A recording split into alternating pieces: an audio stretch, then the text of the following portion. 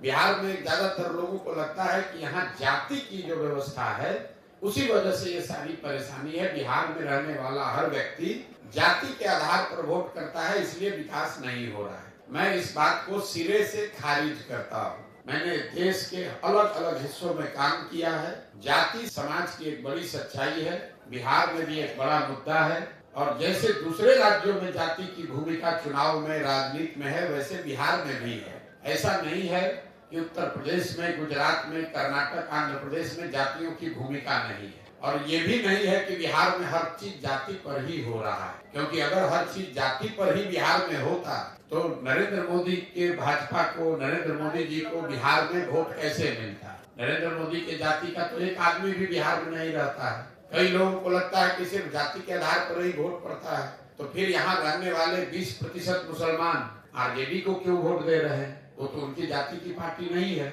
मेरा जो अपना अध्ययन है कि पिछले 30-40 सालों में बिहार में वोट 4 वजहों से पड़ रहा है। एक, समाज में बड़ा वर्ग है जो जाति के आधार पर वोट करता है, लेकिन समाज में उतना ही बड़ा एक वर्ग है जो जाति के आधार पर नहीं, धर्म और विचारधारा, राष्ट्रवाद के नाम पर वोट कर रहा है। इसके बाद तीसरा एक बहुत बड़ा वर्ग है बिहार में जो भाजपा को सिर्फ इसलिए वोट करता है क्योंकि उसको लालू जी के जंगल राज का डर है। वो भाजपा का वोटर नहीं है, वो लालू जी के विरोध में है। उसने जंगल राज देखा है। जैसे मुसलमान जो लालू जी को वोट कर रहा है, वो जाति धर्म पर वोट नहीं कर रहा है, वो सिर्फ और सिर्फ भाजपा के डर से, विकल्प न होने की वजह से लालू जी को वोट कर रहा है। ये 4 विषय पर वोट यहाँ पड़ रहा है।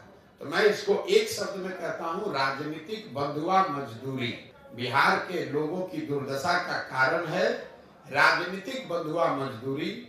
या तो आप जात के आधार पर किसी के बंधुआ मजदूर बन गए, या धर्म हिंदू मुसलमान के नाम पर बंधुआ मजदूर बन गए, या लालू जी से डर के आप भाजपा का बंधुआ मजदूरी कर रहे हैं, या भाजपा से डर के लालू जी का बंधुआ मजदूरी कर रहे हैं। यहाँ पर वोट अपने समस्या और अपने बच्चों के भविष्य के लिए बहुत कम लोग दे रहे हैं, इसीलिए बिहार में ये समस्या है।